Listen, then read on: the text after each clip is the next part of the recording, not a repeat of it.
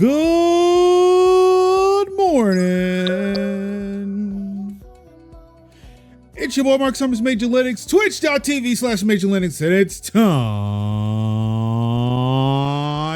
once again for another episode of Tech Talk Today with the additional Major Linux Show component. That's right, ladies and gentlemen, we're back. We've got some games to play, and I say games today. I say games. Because today, instead of playing Horizon, which I said we were going to do yesterday, I forgot it's Steam Next Fest. So what we'll be doing today is going through some Steam Next Fest stuff. I mean, what better way to handle the future that is gaming and technology by playing the future of games that will be available on Steam. So yeah, we will be playing some Steam Next Fest games coming up. Also, because again, I find myself clicking in places I don't know where I am clicking. Ads are back in some way. I don't know what this looks like for you all on the viewing end, but I know on my side here on the ads manager, there are now things here that say ads are coming. There's a countdown, all this shit. I don't know what I clicked. I in an effort to try to make my stream as, you know, consumer friendly as possible, I get confused by Twitch's shit. So there's now an ad countdown again, but it's not the same ad countdown that I used to have when I run like a 3-minute ad at the beginning when nobody is here. You know, nobody would notice an ad, and I would, you know, be able to go for like 6 hours without an ad being played on the stream. I don't know how to get that back. So there's a counter here. I'm not sure what this is going to do. What I am going to try to do, because I have 3 times to be able to snooze it before it's going to run an ad anyway, right? What I want to do is to see if I can push it as far as I can to where we can get to like a comfortable stopping place, hopefully at the end of Tech Talk Today. Run an ad while I am transitioning from Tech Talk Today to the Major Linux Show, whether it's refilling water, using the bathroom, stretching my legs, whatever. Run whatever ad I need to run while I'm not here, then come back and hopefully we won't have as many ads. So please bear with me as there are changes happening to this channel that I necessarily don't like, but have to adjust to.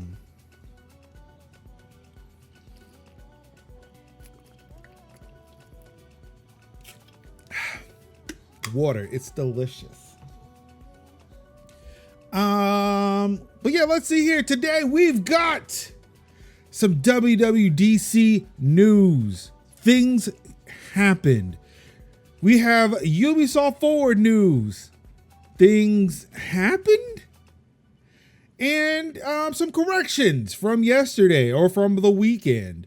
So yes, come take a journey with me as we go through yesterday's tech and gaming news with a deal.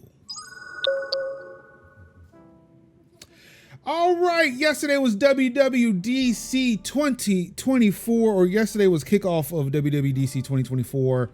The keynote happened, which isn't necessarily a stage presence, but like, hey, we're gonna do this super duper, you know, high production value video that is now the keynote, because yeah, after the pandemic they realized, okay, yeah, we could do some dope shit with our marketing team and not have to be on a stage.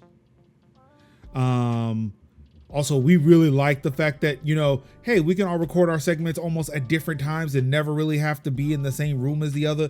It's almost as if they hate each other now at this point. The pandemic raised some questions, some questionable thoughts about other execs and managers at Apple, and now they just can't stand being. No, that's not true. Not true. Not true. But what if it was? What if it was? Anywho, the keynote was yesterday. They announced a ton of stuff, and let's just say that this week, this year is the year that I feel like almost every Android user, every Android fan will say all of this whole keynote, what it just represents all of Android, just all of Android. You can kind of see from this first image here that, yeah, iOS kind of just copied Material U, and free-wheeling, free-floating icons wherever you want to put an icon.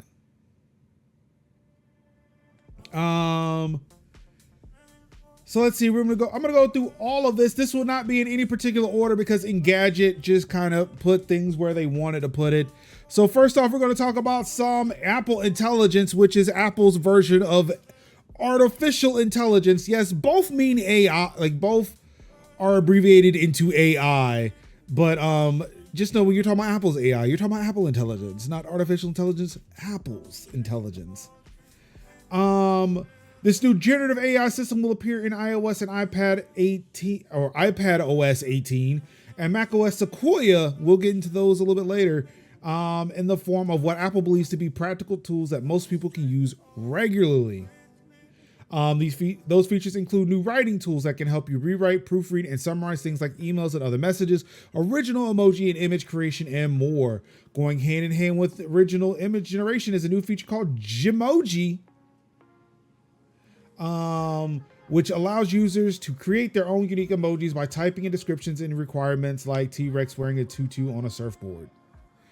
Of course, let's go through, I think the big thing, from this one, the Android, the Android bit here is the generative emoji, where I think it was like Emoji Studio or some shit that Android had, where you could just like type in things and it will create what they were doing was like you were combining emojis and it made a new emoji based off of two emojis. What's going on, Merch? How you doing? How you living? How are you feeling? How are you feeling about these Apple updates? Also, as our resident Vision Pro owner, I would love to get your perspective on the Vision OS updates, because I looked at that, I was like, yeah, I don't care. I don't have a Vision Pro. I don't care about any of this. Now, if it rolled out to like Vision Cheapo, maybe. Also, I don't have money for Vision Cheapo. Siri is getting an AI infusion now that it will be powered in part by large language models. In addition to asking Siri to delete an email or edit a photo, users will also be able to ask the virtual assistant to summarize articles, web pages in Safari, and even extract personal information from a picture of an ID so it can fill out an online form for them. The company emphasized the importance of personal context with Apple Intelligence, which will enable things like using natural language to search for photos that contain only specific family members or friends. Let's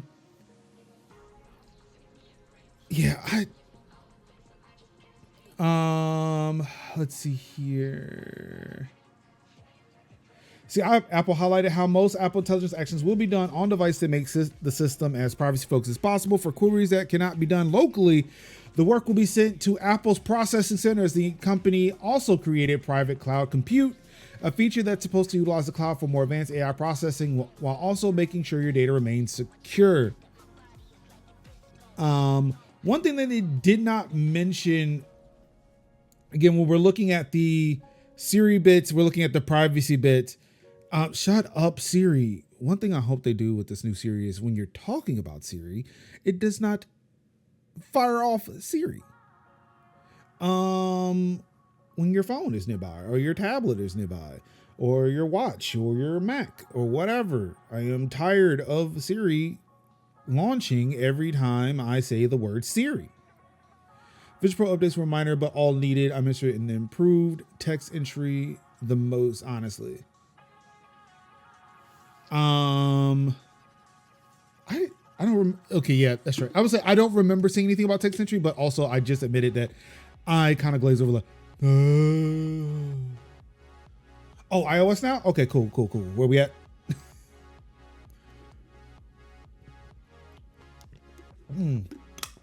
But yeah, so I do like the security features that they're building into this generative AI thing, where it's like, hey, you could type a thing into your phone, you can use Siri, use all the Gen AI stuff, and it happens on device, right? I like that. And hopefully if it has to go out, like when it does have to go out to their private compute to do larger queries, and I'm wondering what that looks like. That it's not using that data to train the models. So look, you don't have my permission to use whatever I send to you to train models. They're saying that, hey, we won't know what's going on. It's all encrypted. We won't know. It's just hitting a bigger, like a giant iPhone, and doing the computational bits. So yeah, I'm hoping, yeah, all that security is there. They're not training things. They're not training data and all like that. From a business, so what's going on, Ionized Girl? From a business perspective, like if I hold my temples and pretend that I care about these companies, I think not going with their own in-house AI and going with Microsoft's buddies instead is very interesting. Hold on. From a business perspective, like if I hold my temples and pretend that I care about these companies, I think not going with their own in-house AI and going with Microsoft's buddies instead is very. So okay. I feel like that part was glossed over because, so what I would say here, they are going, the default is Apple. All right, so let's break this down. The default is on device, Apple. The secondary step is Apple's private compute. The third step is going outside of that walled garden to talk to somebody else. Also, what I did not include in the rundown today, but has been mentioned in the state of the state of the platform or whatever, like their little state of the union type thing. Like, hey, this is the state of the development area of Apple or whatever. I think Craig Federighi had said that they are looking to bring like Gemini in. They're looking to bring in like, damn, what's the other one? Claude or maybe? But I know it's like people have been reporting that Craig Federighi did say that they're looking into bringing in Gemini as well. They're looking to bring in other models into this equation outside of ChatGPT. This may also bring Llama in from Meta.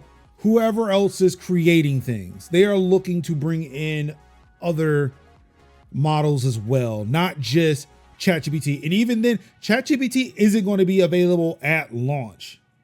So at launch for this will just be Apple on board and Apple private cloud compute. Then ChatGPT, then others. Somebody says right now it's a pain to type because the cameras constantly intercept your hands as gestures. I'm going to be watching the developer videos as they come out, and there will likely be more exciting features there. Things like tabletop kit. Yeah, I did see stuff about tabletop kit yesterday, which is actually pretty cool. Yeah. Okay, I will admit, yes, I did peek. I did see some Vision Pro stuff. So okay, I see what y'all doing there. Just make sure it comes to the cheap ones when I can afford the cheap one. I wish they will let you bring in your own. It would be nice, but I think there's still an issue of being able to train your own, right? Like, I know I talked yesterday about how I'm working with him, probably going to write an article about using on-device llama through Olama, right? I still don't know if I am training it on device, because like, remember I mentioned, like, I had a conversation. I felt like I was being interviewed by Llama the other day, to where if I went back today, like on this MacBook, because this is where I was having that conversation. If I went back to Olama and said, "Hey, can you tell me about Major Linux?" Will it dump out information about me that I fed it? Or will it say that, hey, Major Linux is a little known Linux distribution, like it initially said? Because actually, I don't even know if Major Linux is a little known Linux distribution. All I know is that when I Google Major Linux now, I show up. And that's even when I am not logged into Google, which is fucking dope. Hell yeah. I have destroyed a small Linux distribution. Damn it.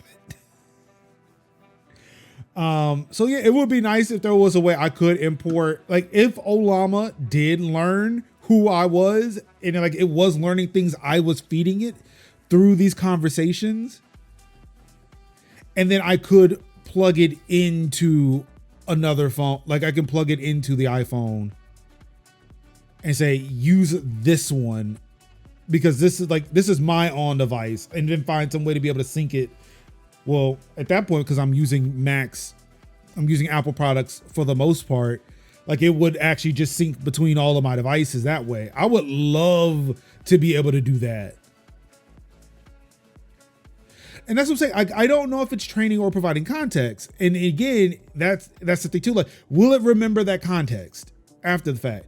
Because if it's providing context, it remembers the context. And when I ask it about Major Linux again, and then it tells me about me, I will consider that a win. Because I don't like, there are a whole bunch of very, very, very technical very technical documentation about how generative AI works, how they are doing this work, how are they training these models, on top of the fact that I don't think that people can train models at home right now unless they have very, very, very, very beefy home labs. I feel like I know maybe 1 to 2 people who can do this in this chat, and neither of them are me.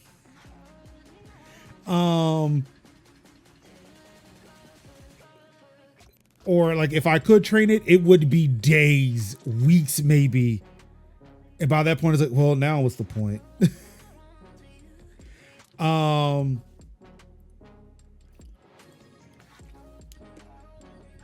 Training is a very specific thing. Google had some announcements regarding this by drastically increasing the tokens that can be sent and how much context the chat can remember.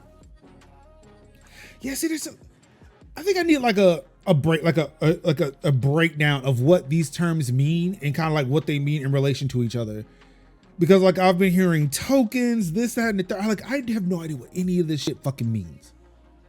All I know, like, and it's like I am like that basic person of I use ChatGPT, I use Llama, I use Gemini to say a thing and it responds back to me. Like the chat interface responds back to me with information relevant or not. So they aren't retraining, but providing the AI with more context. So are we saying here like, oh shit, what happened to the thing? The ad manager thing like kind of disappeared. I snoozed it and it says that it's starting in 11 minutes. Okay, so yeah, that didn't work. Fuck, I hate this thing. I really do. A token is just a word. Whenever you hear token, you can just replace it in your head with the word. Okay.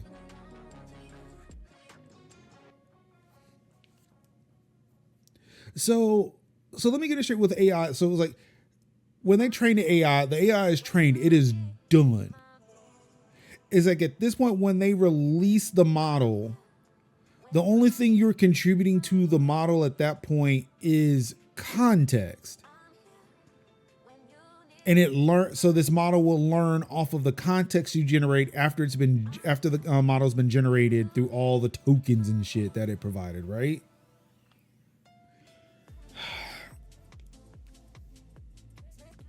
I feel like we should have a stream one day, like a round table discussion on how this shit works, because I saw something on Mastodon yesterday where it's like, it would like, I can't remember what the fuck it was. I can't remember the exact words, but it's like, you should really like try to understand the unknown, understand what you fear. And I understand it, like generative AI, that's a big scary fucking thing. But like people are so like, oh no, the sky is falling from this shit. It's like, well, I don't know. I'm gonna spend time learning it. That way, if I ever said to say, I hate this shit is dumb and it's stupid, then I would like to be able to give an educated statement or a series of statements about why I think this is dumb and stupid. Or maybe like to have a more nuanced argument with regards to it. For the most part, the model is static. If you want to change the model, you have to rebuild it. The model operates on the tokens to produce the answer. The more tokens, the better the AI can understand your request. Okay. So it's like, if it was a small amount, if it can only accept a small amount of tokens, it won't. It's like, okay, we get some of this, but if it had a huge amount of tokens that it will accept, it's like, oh, okay, I get all of this. Okay, cool. Like I could submit a paper into it. It will be able to read the paper, then summarize. Okay, now I see. I have a PhD in computer science. Feel free to shoot me any questions you have as long as you aren't asking for a higher grade. Should I go for my graduate degree in computer science? I really feel like it's something I've been debating for a minute, and I still feel like I have time before I, apply for this shit. I'm still, I don't know, like after these student encampments and shit, it's like, do I really want to give money to institutions who are, funding a genocide? But yeah. Also, I really want to do something.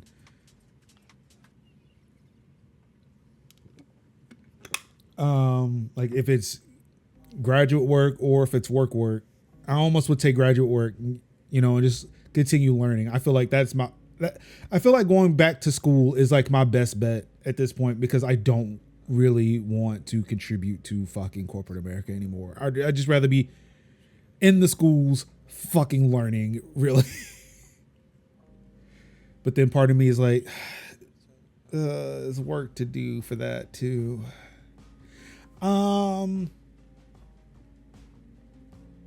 Okay, so like now I feel like I'm understanding a little bit more about generative AI. And again, I feel like more people should do that. I think like the biggest issue, and I think the thing that's setting the world on fire with a lot of this is the whole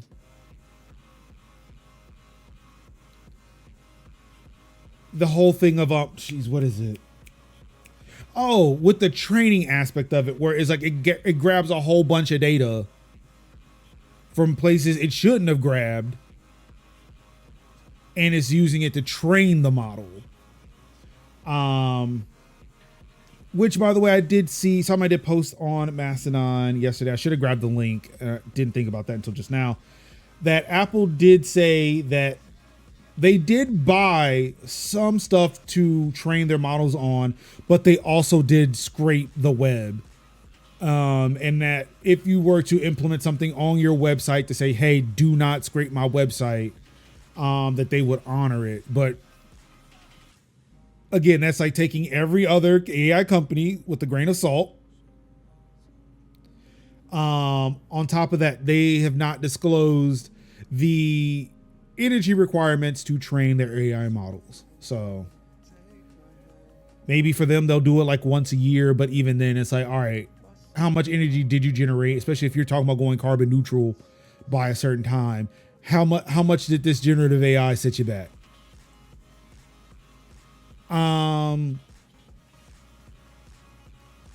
And of course, as we said, OpenAI's ChatGPT will also be integrated into Apple Intelligence.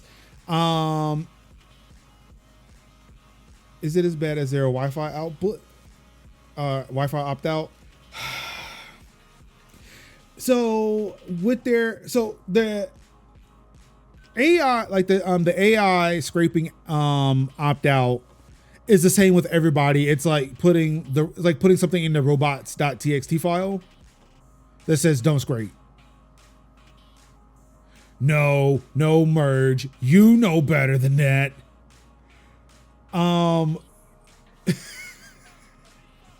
Oh yeah, as we definitely talked about that.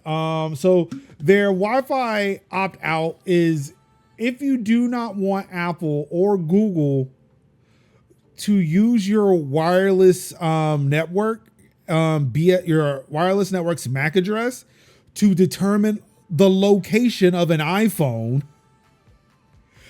in which it will also kind of, because it attaches GPS locations to MAC addresses, and you saw I can use an API to look that shit up, you will have to put like an underscore, like no scan or some shit like that in your Wi-Fi SSID to keep the iPhone from submitting your MAC address into their database.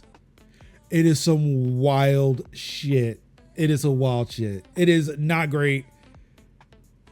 And I didn't see Apple combat that at all in this. It looked like they came close, but it's like, nope, this is for the iPhone, not for your wireless network.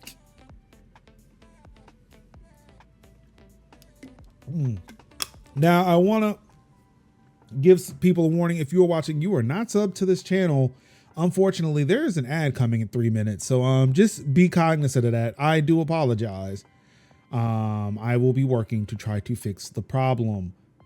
Unfortunately, yeah, it's convoluted. I don't think the article, no, Takal did share an article in Discord. He did share an article in Discord. Let me see here.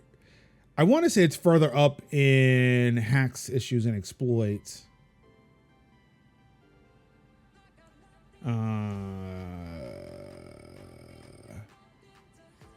Yes, it is. It's on May 21st. These articles, specifically this one here on Krebs on security, will have the information you're looking for. Let's see here. iOS 18 and iPadOS 18. Of course, RCS is coming. I don't know why people rewrite articles on things that we already know, right? Where it's like Apple already confirmed that RCS is coming to the iPhone, but yet people were writing articles like RCS is coming to the iPhone again yesterday. It's like, Doug, we know, but I forgot you were doing these things for clicks, and you probably assume that people just have terrible memories, which they might do. It is the TikTok culture, by the way. But I know RCS is coming to the iPhone. Not sure why they would change that, because it would sure piss off the Europeans, and it definitely will not make them look good with that Department of Justice lawsuit coming up. So yeah, the more secure messaging protocol offers many improvements over SMS, including end-to-end encryption, better media sharing, and support for proper group chats. Yeah, no problem.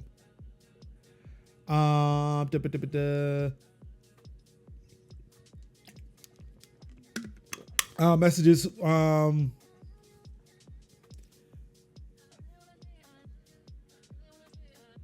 Let's see. Tap back reply to using emojis and stickers. Got text formatting and effects and ability to send messages via satellite for those who just can't get off of messages when stranded in the middle of the wilderness. And they did not make it seem like, hey, you can send a message to let people know you're stuck and maybe here's the location. It's like, hey, you're out in the middle of nowhere with no signal. You can send a message over satellite. if you really wanted to talk to your friends. Like, I feel like the reason why I'm stranded in the middle of nowhere is to get away from my friends, not to send messages like, yo, what's up? How you doing? I'm on top of Everest. I'm on top of the world, baby. What's up? iPhone users will have more control over their home screens in iOS 18, thanks to the fact that it will not be a locked grid system anymore. I mean, it's a grid system. It's just not as locked as it was before. Let's keep it a band in the buck. Because I'm sorry, I just can't have icons all over the place, just overlapping each other and shit. Like, it's a mess. People only climb Everest so they can talk about it. Damn it, Tyler J. You're right, they do. I mean, they have to get in a line. Oh my God. Because now, because I've seen pictures where like the line to summit Everest is so long now because it's like just so fucking trivial to do it.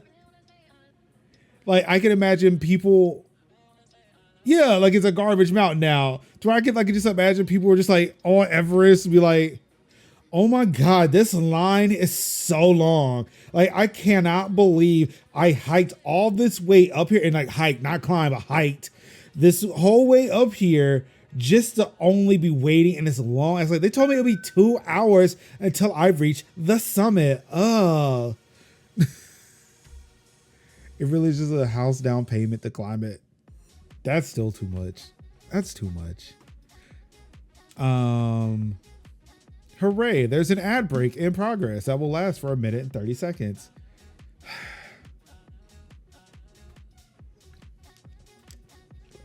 I wish I could ask the people who are seeing ads if they are seeing an ad, but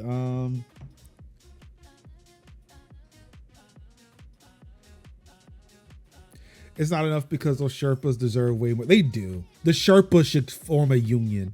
Hot labor summer in the Himalayas.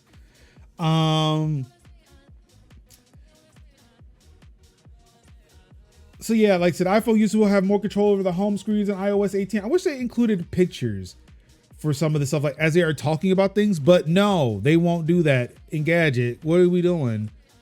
So I will just scroll up here to show you these home screens. And Craig Federico was like, hey, it would be cool if, you can, like, you put these awesome pictures on your iPhone, if you could see them and not have them be encumbered by icons. So we'll allow you to put the icons anywhere on the phone. You can put them on the top, on the bottom, on the left or the right. You could put them anywhere. And of course, the first thing I thought was, that's another feature that Android folks are going to sit there and say, yep, we had that long ago. But then when he said, oh, you can match the colors of the icons with with the image, that way it can kind of go with the image color, like the main theme, like all these blonde people with this gold shirt. Now you have golden icons, or this woman wearing this red dress. Now you've got red icons, or this person wearing this blue suit, and now the icons are blue. Also, the icons will match with dark mode or light mode. All this, that, and the third. I said, this is literally Material You, and it's been out for a while. This is not new, but boy, you are really banking on the fact that Apple users do not pay attention to what the fuck is happening in Android. Also, I feel like at this moment, I realize that Android folks will sit there and hate watching Apple presentation just to sit there, put a, just like to do the Leonardo DiCaprio thing, that Leonardo DiCaprio meme, where it's like he's pointing at the screen, like, hey!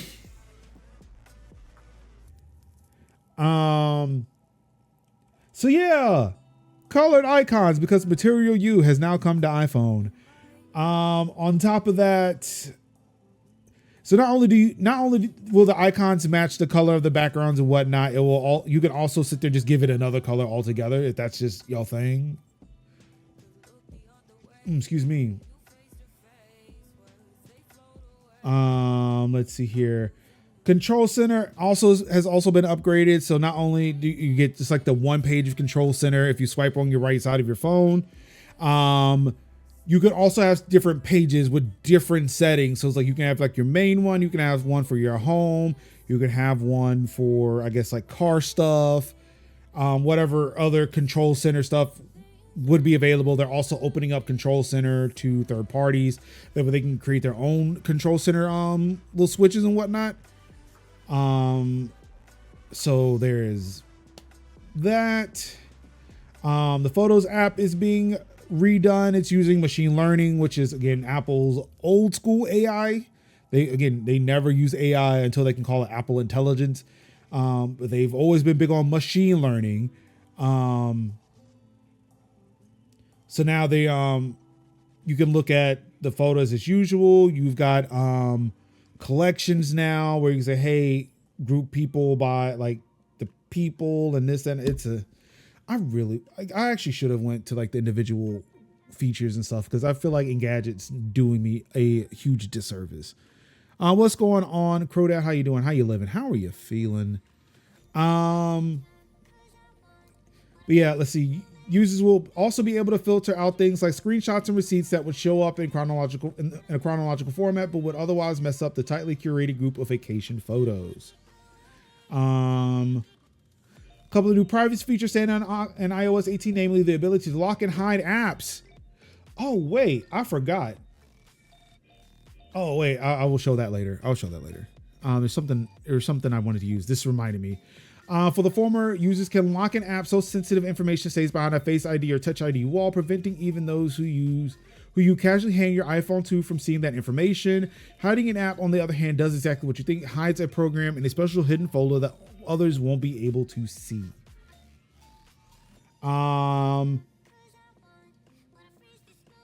The calculator app is getting a big overhaul in iOS 18, including improved unit conversion, a sidebar showing recent activity, and integration with the Notes app. But what might be even more notable is the fact that the revamped calculator app will not only be available for iPhones and Macs, it's coming to iPads for the first time as part of the iPadOS 18 update.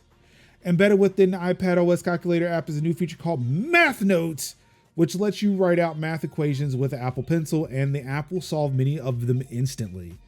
And that shit was fucking dope. That made me want to possibly download the developer build of iOS or iPadOS 18 just so I could play with Math Notes.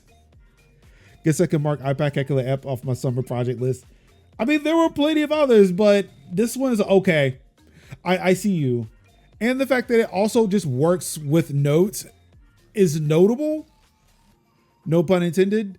Mainly because like I was like, okay, cool, you got Math Notes, but I'm not gonna open up the calculator to take Math Notes. I would probably be in Notes writing equations and whatnot if that was a thing I did. But to see like, okay, it just works in Notes the same way. I said, oh, bet, yeah, that's the way I want. Because like if I was making a shopping list, because they show like if you made like a shopping list or whatever, right? And you put the prices down, if you draw a line under all the numbers, it'll sum them up for you. I say, okay, yeah, that is the single best feature right there for that calculator app, is to be able to make a list with the prices, draw a line, and it adds it up. Oh my God. Like imagine doing some consulting for PC work and you write out the PC parts list on Notes, draw a line, and it gives you an approximate sum of like what that cost of that computer would be. I'm a little surprised that Apple has never added the ability for the calculator to be a graphic. So not on the iPhone. It will not do it. Well, it might do it on iPhone now, but it does it now. There is graphing. And so they showed a lot of these calculator features with the Math Notes and shit on the iPad. So I don't know if it's coming to the iPhone, but at least on the iPad, you can write an equation and it will definitely provide a graph for you. So it is a graphing calculator if you write the fucking equation. I was like, man, it's several years too late, but that is still fucking dope. That is still fucking dope. I like it. Muff Notes was actually nice. Supports. Oh yes, and it does support variables, which was like pretty fucking dope. That was amazing. Like this iPad calculator, and again, I do not know if it's coming to the Mac, if it's coming to if these like all the features are coming to the Mac and iPhone, but at least in the iPad, this calculator that they added is actually like they did it right. Which is odd because the Mac has previously included a graphic. It's had a graphic calculator up? I did not know that.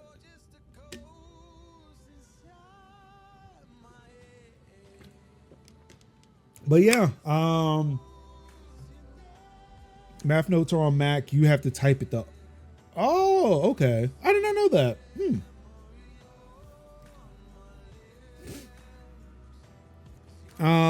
So yeah, what like the stuff that they are bringing to the iPad calculator that they introduced with the iPad calculator is just chef's kiss on that one, baby.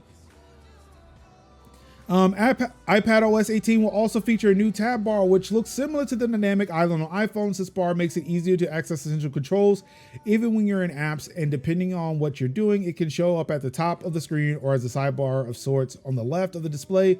The Notes app in iPadOS is getting another new feature called Smart Script, which will make users' handwriting more legible and less messy automatically, which is something I am looking forward to. I cannot wait to test that out. Like especially now because I go to a lot of teach-ins. I go because I'm doing some additional study, just to be more politically, socially conscious, and just like I would like to know history more. I've become really interested in history for certain aspects.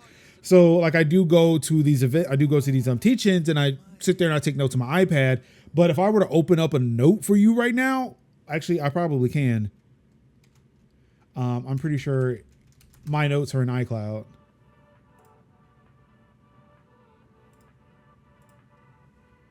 Let me make sure no passwords get shown.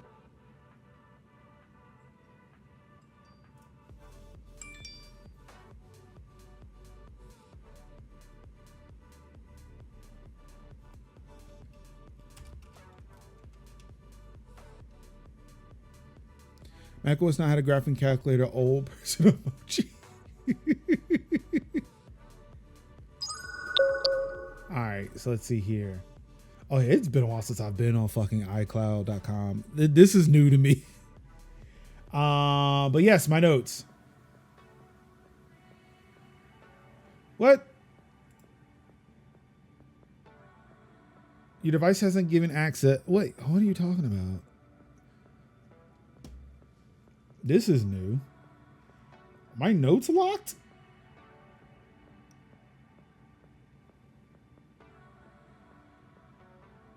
Or just all my notes just like stored locally on device? I don't know.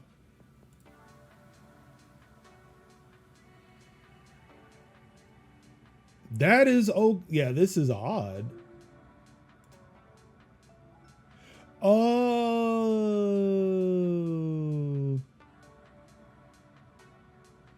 Okay, so I am in here. I'm in the Notes app. It's not.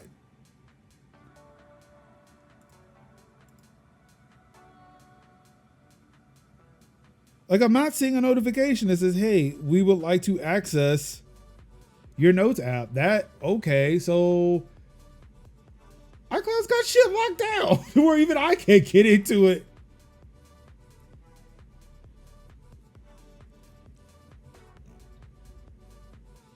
It's called Grapher. I think I've seen Grapher.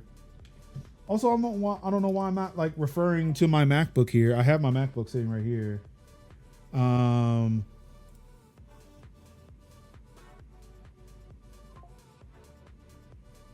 Yeah, that's odd. All right, so apparently I cannot show my Notes app. Way easy to pull photos off that way. Yeah, see, like I do everything now on the Mac, so like I very rarely. Damn, I can't get access to shit.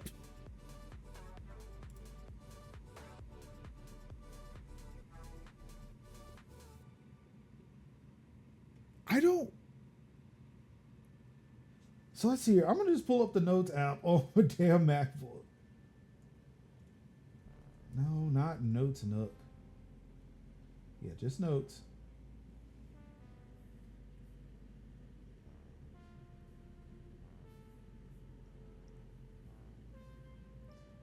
Oh wow, Notes gets notifications.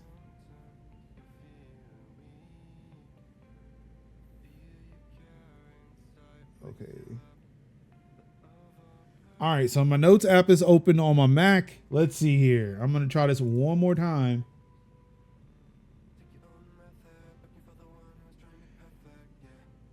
What the fuck?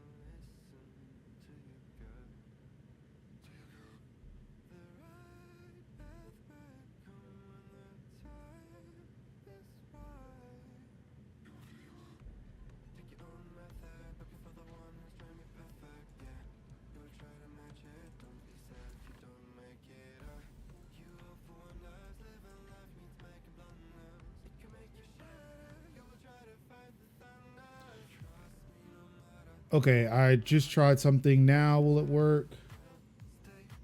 Nope.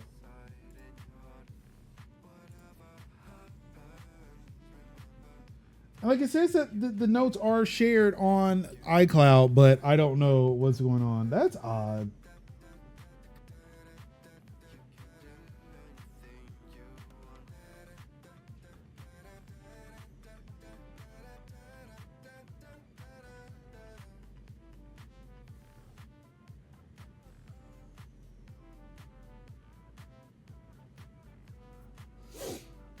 Yeah, I don't know why that's not working.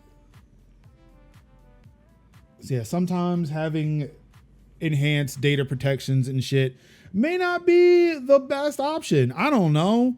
But yeah, I would like to show you what my handwriting looks like on my iPad, but I can't right now. That's the sad reality in which I live in, because everything's got to be protected and secured. And I don't know.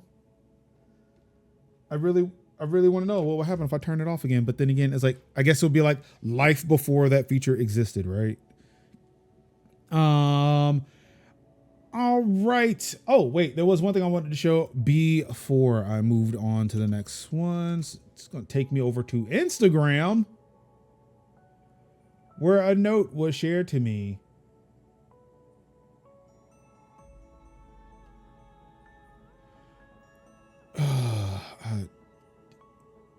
Damn it, where are my messages? Where are my messages? There it is. So I want to share something that my wife had shared with me, right? This is courtesy of the Shade Room, which is giving you the latest updates. Yes, Instagram does have a website. If you did not know, Instagram does have a website. This is coming from the Shade Room, where it tells you the new iOS 18 features. Like, the latest update will allow users to lock and hide their apps. And also remember, for those who do not know, the Shade Room is a news account, or is a news like a culture news I'm not sure if it's an account organization. I'll say organization. I'll be nice. It's a news organization. Sure, we can say a gossip rag for Black people. For those who may not know, it is very much a gossip rag for Black people. So keep that in mind as you see these news posts. So yes, the latest update will allow users to lock and hide their apps. Also, I do want to point out the fact that yes, he has an app that keeps track of Craig Federighi's hairstyles. I really thought that was dope. I'm glad that they are poking fun of him and his hair. Also, it kind of goes into, hey, this is okay. So some things that were not talked about were the cleanup feature. You know, Google's or Android's Magic Eraser or Google Photos Magic Eraser. Updated iOS feature will now permit you to record and take notes on calls. Also, will notify the other user that you are recording the phone call. You can now personalize photos from your photo library for chat conversations. And I'll let the video show what you're doing. Yeah, so you can make cool images like this based off of, you know, the profile photos in the library. Math notes. We've talked about that. And yeah, that's about it. So can you tell me which of these features everybody will be able to get? And for this to be a gossip rag for black folks, how many of the people who are like, oh my God, this is dope, I cannot wait to get this version of iOS, will actually be getting all of these features? I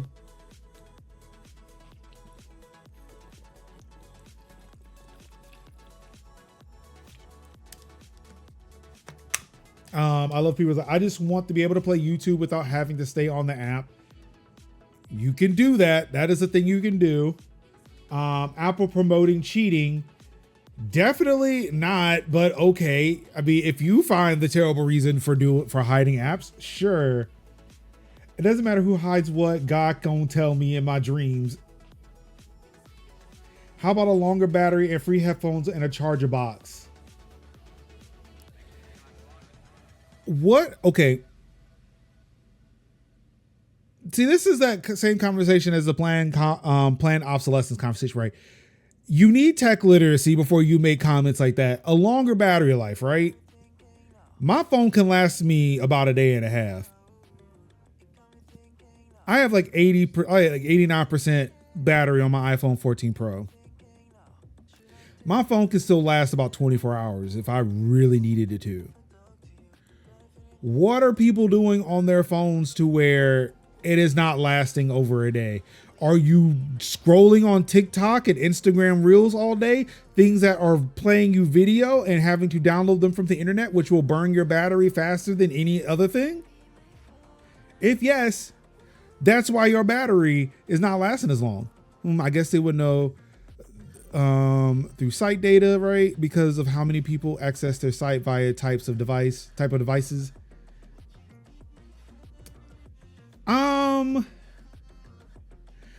I don't think they do. I don't think the people who made this slideshow here know what's going on. Because like there were some things that were omitted from it. Also the headphones and the charger box, I will give you that. But also, I mean, there are environmental reasons for doing that. Solve a math problem. These kids really about to be slow. I mean, I don't know. Who can actually calculate the sine of 30 degrees? I mean, I don't know. That seems like it was easy. It's 0.5. But still, if you were to ask anybody what sine of 30 degrees is, anybody on the planet, the amount of people who will be able to give you that answer off the top of their head is not high. Like to be able to do 10 squared divided by 50 over pi. Yeah, I'm sorry. People aren't doing this math this damn fast. So it's like, I do not understand. Like just Sean probably could not solve these math problems. I'm sorry. What the fuck, man? I just want a whole charger for $1,400. But again, that is not an unreasonable request. It really isn't. That, like, of all these comments I've read, the ones about the charger, not an unreasonable request. The headphones, why do you, like, when you bought a phone before, it never came with headphones. Only the iPhones did that. And briefly, Androids did it for a bit before there's like, okay, why? Can we just place people on hold on FaceTime calls. I don't understand what the point of that is, but okay. Charge should be included. What if they have a charging standard that changed? And like, that's the reasonable argument, right? There are people who are coming from Lightning to Lightning to USB-C, and even into like we'll get into which phones are being cut off this year, which means that if people are still wanting to receive upgrades to software updates to their phones, they're going to need to upgrade, and they're probably going to upgrade to a USB-C type device, or at least a device that includes a USB-C to Lightning cable, not a USB-A to Lightning cable. So yeah, they would probably need a new brick. So it's like, yeah, like these arguments are legitimate. I just want the headphone jack. I don't care about getting headphones. Where is it? I know I picked it up recently. I had it somewhere here. Oh wait, no, I think the thing I had was another connector. But somewhere in this house, I have courage. I have courage. My USB-C or my Lightning to 3.5 millimeter dongle. I call it courage because that's what they called it when they dropped the headphone jack. It takes courage. Okay, so we went through the comments. I will tell you now that we've had some time. I will tell you which features that most of these people will not be getting if they do not upgrade their phones. The Crodat, are you okay with not flagship but still great Android phones? I mean, for me too, like I have wireless stuff on. Like Bluetooth is actually really good nowadays. So, and admittedly, I do have AirPods. But yes, as you are tuned into status where I am playing game, let's get into the features that people who are not upgrading phones this year will probably not get when they upgrade to iOS 18. Number one, you will not be able to personalize photos from your photo library for chat conversations if you do not have an iPhone 15 Pro or Pro Max or upgrade to the new iPhone 16s. You will not be able to record and transcribe phone calls on device, or at least I think this one was an Apple Intelligence feature. But I do not believe you'll be able to get this feature unless you have an iPhone 15, 15 Pro, or iPhone 16 series device. You will not get a cleanup feature unless you're running iPhone 15 Pro or Pro Max or an iPhone 16 device. So again, these people don't seem to care about that. They're more concerned about this hide app, the hide and lock app, or the fact that they are woefully misinformed as to, how iPhone batteries work based on their use cases. But legitimately asking for a charging brick, I feel like that's a thing. That's a thing. Headphone jack. Come on. macOS Sequoia was also announced. Let's see here. Oh, the biggest thing. Okay. Yes. Okay. Yep.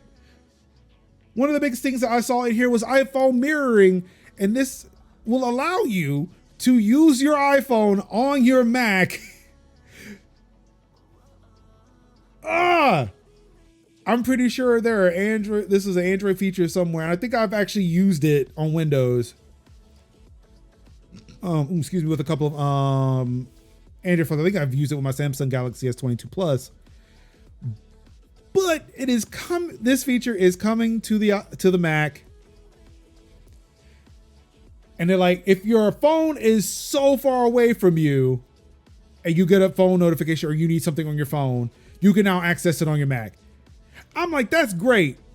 But for me, my iPhone will be sitting right here in front of me, or like downstairs where I normally am using my MacBook. It will be sitting right beside me. I could reach for my iPhone, pick it up, use it. But won't with this feature because I will just be able to use my iPhone on my Mac. You can get iPhone notifications on your Mac. You click the iPhone notification, it will pop up your iPhone. And you do whatever you want with the notification from your iPhone. Best feature. You have all of them besides you at all times. No, my Android phones are actually in my office and they're dead right now. Because I turn them on every once in a while to update them and just like, man, I wish I could use you more often than I do. Leave them on, forget about them, and then they die. The iPhone is the only one that's actually near me at all times.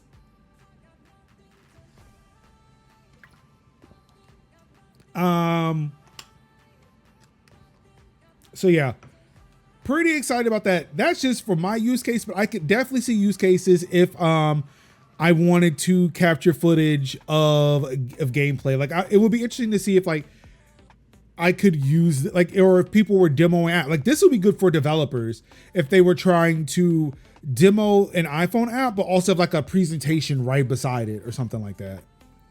Or if you were, I can see how this could be used for work when you're like introducing a new app for the team, or like if IT is trying to show how this new app work, or how to use your VPN on your phone, or how to set up mail on your phone. They could actually like say, pull up the iPhone right beside like a presentation, have the steps, and then walk through it in a video. Like I do like this feature a lot more for than just my lazy use case. And like I said, iOS notifications on Mac. Safari is getting a redesigned reader. Of course, math notes, game porting toolkit 2. Scenes in freeform. Highlights in Safari. So like if there's like a address or some other contextual information that's in a website, Safari will highlight it, put it kind of like in the top left corner and say, hey, if you need this address, here it is. There are definitely times where I've walked away from my phone and something important comes through useful for me. And that's the thing, right? But for me, like, yeah, my phone is always near me, but it's like, I don't know. I don't necessarily want to pick up my phone. I'm doing something on my computer. If I could just interact with whatever's on my phone while I'm using my computer, that's what I want. They have easier window tiling. So they are bringing a Windows 11 feature or a Windows 10 feature, but I would almost say like Windows 11 feature here. Yeah. Let's see. Oh, for stream. Wow, actually, this is pretty cool. It's like for streaming purposes, like I can have whatever thing I need here. I've got OBS to monitor the stream, anything that's coming through on Discord. Actually, I would like to utilize this feature. You know what? Let's see. I'm gonna bring this over here. Where's OBS? Come here, OBS. Let's see here. No, I don't want this one. I don't want this Firefox one. I want this Firefox window right here. No. Ah, boo. I messed it up. Oh, no, I didn't. There we go. Yeah, baby. Finally, bare minimum window tiling is the best feature for macOS. Yeah, I can see that. Wow, this is actually pretty cool, but it's also very just claustrophobic. Like, this would be great if it was just one monitor, but again, I appreciate the fact that, hey, I have 3 and don't have to do this.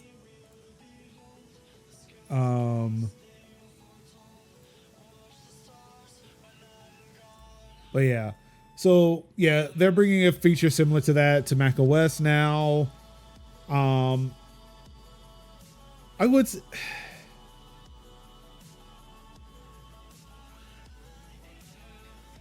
it's almost similar to what they're doing on iPadOS, but yeah, it's still like it's almost like they're combining iPadOS with Windows to do the tiling stuff. Let's see, they've got a presenter preview. They're bringing in like the messaging stuff. Also, that's where they announced the passwords app, which I've been hearing from people like it's not as great as, you know, dedicated solutions like 1Password. I'll find out when I eventually run the betas. Right now, there's nothing that they announced that makes me want to run a developer beta right now. So I'll probably wait till public. watchOS 11, they've got a training, I guess training load feature. You got vitals. They've updated the activity app, which kind of allows you to it's just like Apple Watch, like watchOS and health stuff. They also like implemented some stuff with the activity app where it's like, hey, if you want to have a cooldown day or you can't do as much because you may have hurt yourself, that way you don't lose your streaks. And then of course with Vision OS 2, with Vision OS only being out for about 4 months. Yeah, like easier text entry, better ways to get back to your home screen. They talked about some new devices or some new cameras to be able to capture more spatial video, working with Canon with like a lens and Blackmagic design to do more like bigger productions. I'm not using Apple as a password manager until they can guarantee me that I'm not locked out of my passwords if they suspend my account. Also, they are with machine learning, they are adding depth to non-depth enabled images. So that way older photos you have, you can kind of look at them with some type of depth that may not have been there. And improved Mac screen mirroring with also support for higher resolutions and display sizes. So now you can have this ultra wide screen, which they're saying is 3 4K displays combined. AirPods Pro audio updates. They're adding more gesture controls, but by shaking your head. So you could do a head nod to like answer a phone call. You can shake your head no to not accept a phone call. Apparently it will be applicable to messages and notifications as well. And that's it for all the updates. Now it's time to get some more info here. All right, so Apple Intelligence. I think we covered Siri, Apple image generation. Yes. Okay. So Apple's OpenAI deal, going into what they're doing with OpenAI and ChatGPT, which makes me really weird about what Elon Musk said. Again, we will get to that. Elon Musk said that, yeah, we're not going to allow iPhones into Tesla. Again, we'll get to that because of ChatGPT. The thing is that you do not have to send your query to ChatGPT.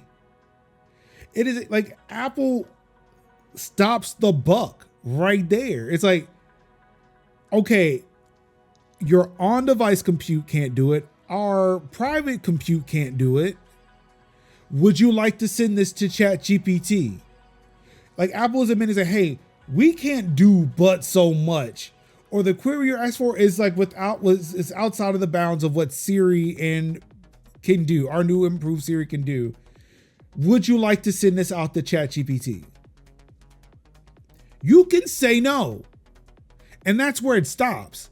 You do not have to use ChatGPT. We'll ask you if you want to use ChatGPT. And this is where like I feel a lot of people who are just losing their shit over it have lost the fucking plot. Every time that your query on an iPhone needs to use ChatGPT, it will ask you for that. Otherwise, it will not go. It is so fucking dumb that people are like, oh no, it's Apple and ChatGPT. Like, but you don't have to use it. It's not required. It is definitely opt in every single fucking time. And that's fair. That's fair. And I am pretty sure that there is a way to disable that. I am pretty sure there is a way to disable it. But because they do not show it on a consumer-facing keynote, nobody gets that. I'm pretty sure that's going to be discussed this week. Somebody at DubDub has, I feel really terrible calling it that, but at WWDC, it has asked that question already or will be asking that question soon.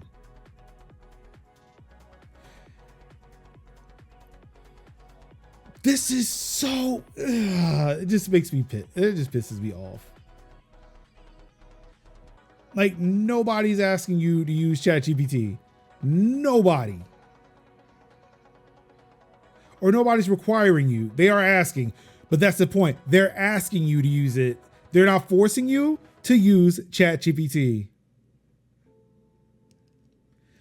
Also, yeah, here is what I was saying. Google's Gemini eventually come to iOS 2. At a post-keynote live session, Apple's Craig Federighi just explained how the company is thinking about integrating other AI models.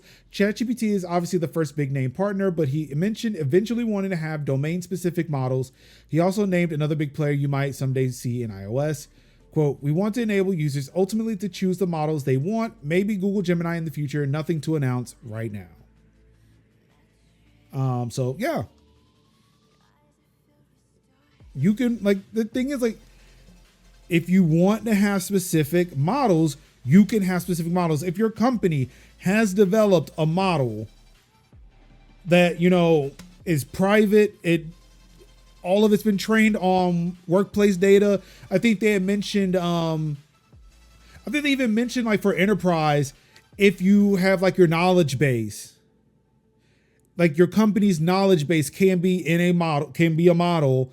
You can implement that as like as like a private model to be used on their Apple Intelligence. That way you can sit there and get information about tickets, about customers, about things that belong to your company. That way it's private in device. It does not go anywhere. So yeah, people's doom and gloom, like, again, there are legitimate uses for AI. And again, like, if you're training it, like, again, when you're talking about like your knowledge base, when you're talking about like your ticketing stuff where people can search intelligently about ticketing information, or like if you're looking for something in your knowledge base, I don't see why that's an issue. It's not replacing anybody. It's making the search, it's making your knowledge base search a lot better than it is. Because I've used knowledge base searches. I've used Salesforce. I've used Zendesk.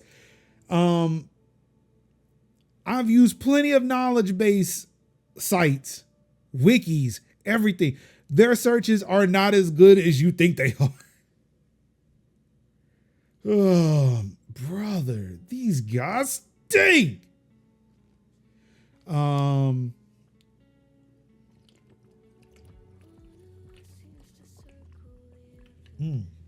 Like I said, hey, there are phones that will be able to get Apple Intelligence. iPhone with A17 Pro chips or later, iPads with M1 chip or later, or Apple Silicon Macs with M1 or later.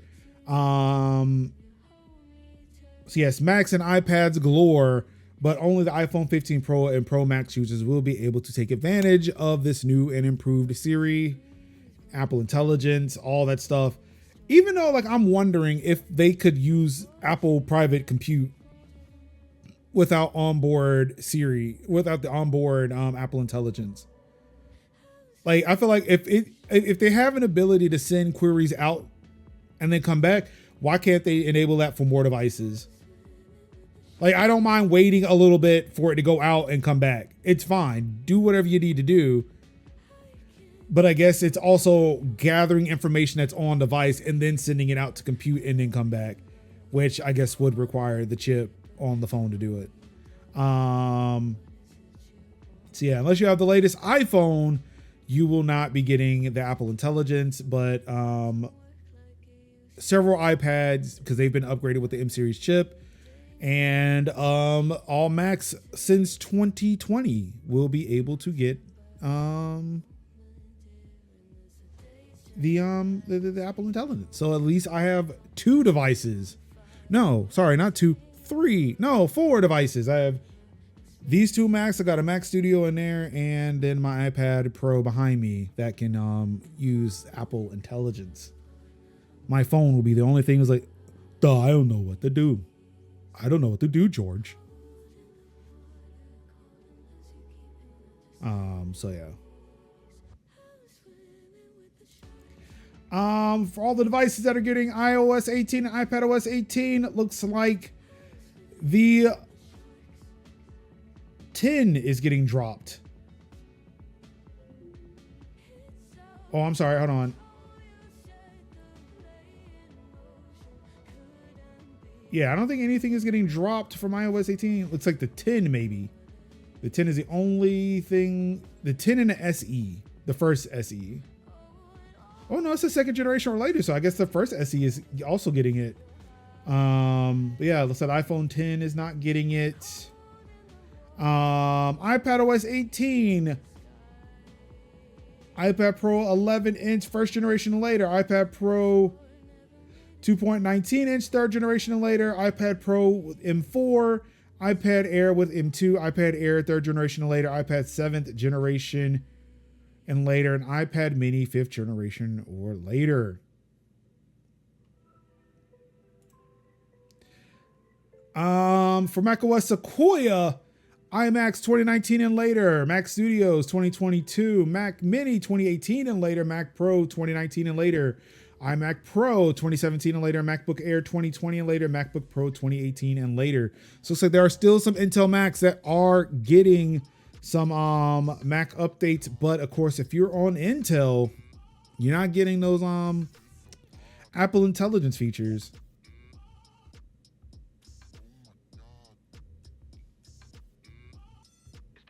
And this one hurts me the most. watchOS 11 is only going to be available for the SE 2nd generation, Series 6, Series 7, Series 8, Series 9, Ultra, and Ultra 2. Even though the Series 5 has an S5 chip, it has the same processor as the S4 chip in the Series 4, so it is not too surprising that Apple dropped support for these models simultaneously. Key changes with the Series 5 compared to Series 4 included an always-on display option, increased storage, and a compass. So my Apple Watch is not getting watchOS 11 this year. I have finally kept the device for as long as there have been updates for it.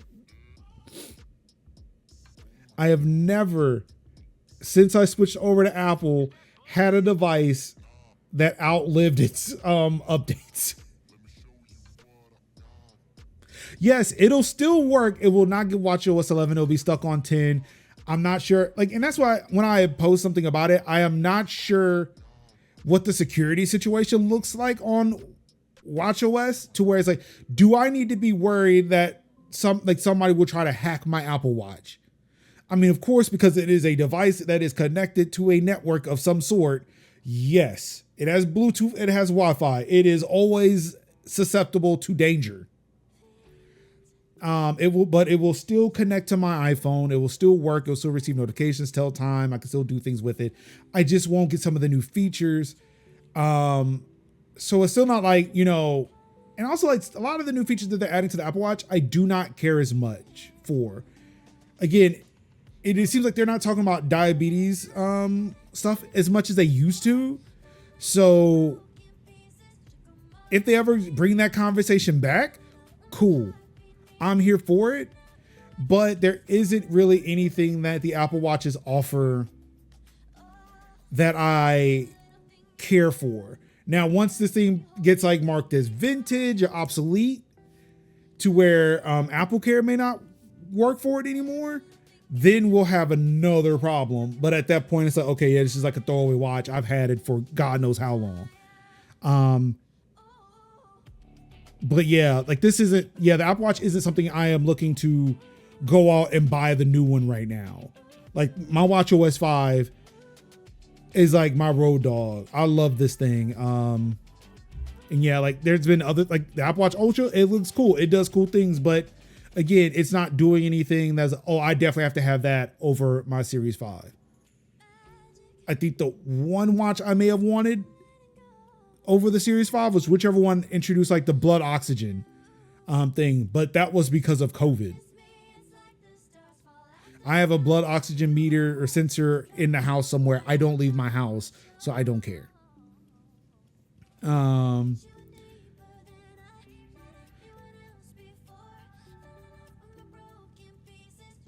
So yeah, I imagine like I'm still able to still pick up my still be able to use my watch even though it's on watchOS 10 still. And yes, let's go back. Elon Musk calls iOS 18 a security violation for integrating ChatGPT, says he will ban use of Apple devices at Tesla. I'm gonna need this man to have several fucking seats. Need him to have several fucking seats on this one. Which of course, J-Dubs here, I'm pretty sure you'll be able to disable that feature on company iPhones with enterprise mobility management, Elon. Like, what the fuck?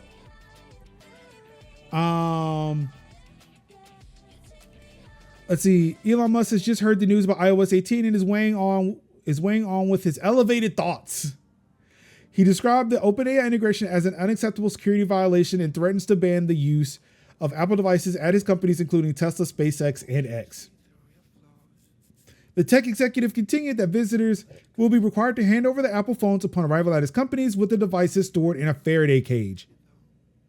For what reason? What the fuck is he talking about? It is unclear if Musk watched the Apple AI announcement during WWDC keynote or if he is reacting off the cuff. Musk, of course, runs xAI, which is a direct competitor to OpenAI. Yeah, like it's the Faraday cage part. That's really like, what the fuck is he talking about? It is true that ChatGPT is deeply integrated into iOS 18, but only if the user gives explicit permission. Which I feel like a lot of people who are screaming, "Oh no, AI! It's a gateway into generative AI with the iPhone now." Ah! Like, motherfucker, shut the fuck up! You have to give it permission explicitly. What the fuck is it? And see, this is the thing. Like, yeah, he went full Facebook boomer, but these are the fucking people who are Mastodon, who I feel like should know the fuck better. Love how companies are like, AI is the future, but panic when their own employees want to use it. Wow. It is true that ChatGPT is deeply integrated into iOS 18, but only if the user gives explicit permission. There is little effective difference compared to downloading the ChatGPT app from the App Store, aside from more convenient access. Security-wise, it is probably superior to using the ChatGPT app, as Apple promises all requests are stateless, minimal data is shared for the task at hand, and no information is stored. Now again, this is company who will tell you things. Trust them as far as you can throw them. However, if there is a company I will trust with my data more than the others, it will still be Apple. I am sorry. Proton, maybe, even though they've slipped up recently, they are also using AI. Apple is the only company that I will trust with my data unless I get locked out. The only company that I will trust with my data more than Apple would be Major's house, because then it just doesn't leave this house.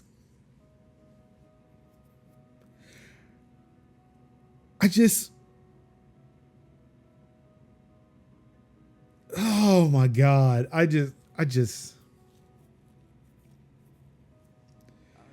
love, when I came across this, I was like, I wanted to throw a fucking rock. And like, there are some people who are agree, like, look, I hate Elon, but I agree with him here.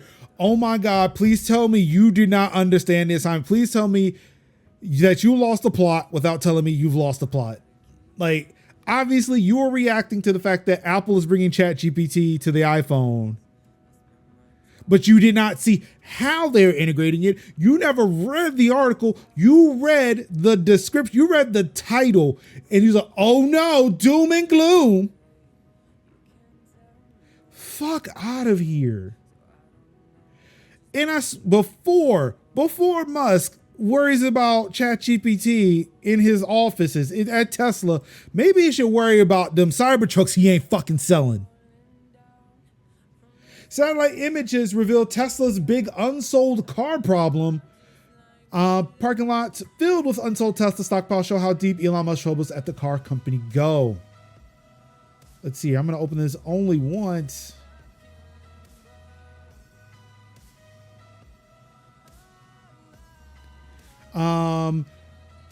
Sherwood News used satellite imagery to compare parking lots of unsold Tesla stockpiles in October 2023 versus 5 months later in March 2024.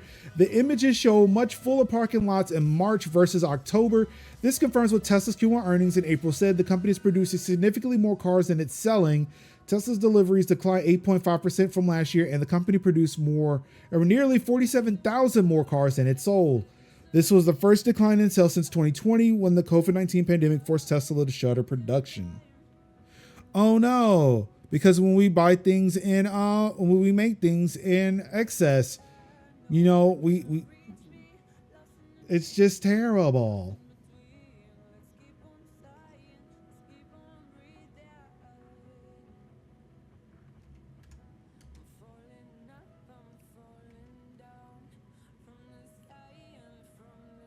Yes, I'm not sure.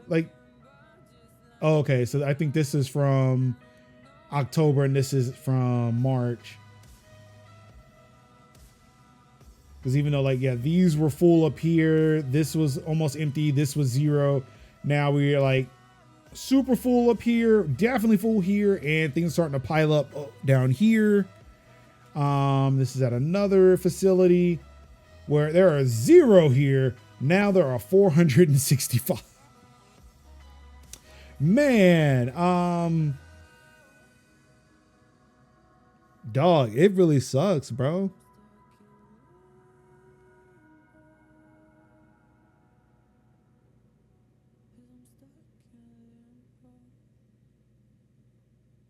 Oh, apparently Eric Owen has stepped in and said that isn't even where they put new cars. The vehicles being shown are employees' cars and trucks. This is false information.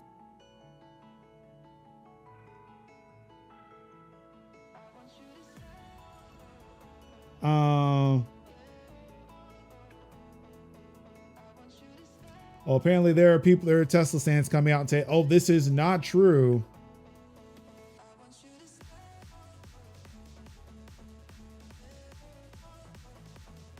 I don't know.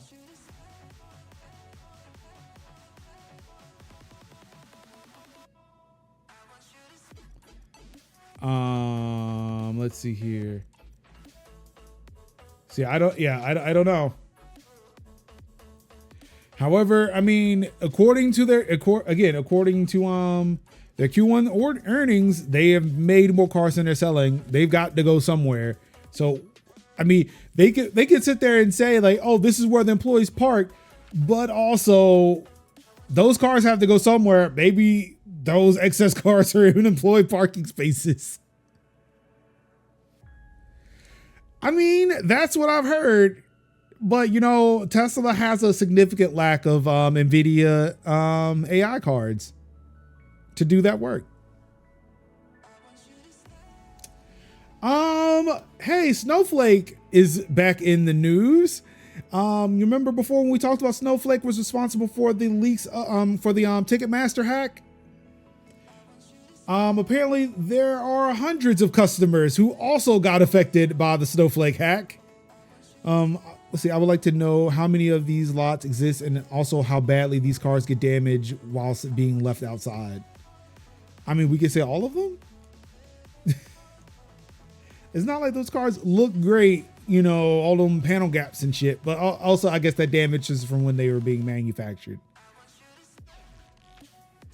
As many as 165 Customers of cloud storage provider Snowflake has been compromised by a group that obtained login credentials to information stealing malware, researchers said on Monday. On Friday, LendingTree subsidiary Quote Wizard confirmed it was among the customers notified by Snowflake that it was affected in the incident. LendingTree spokesperson Megan Grueling said the company is in the process of determining whether data stored on Snowflake has been stolen.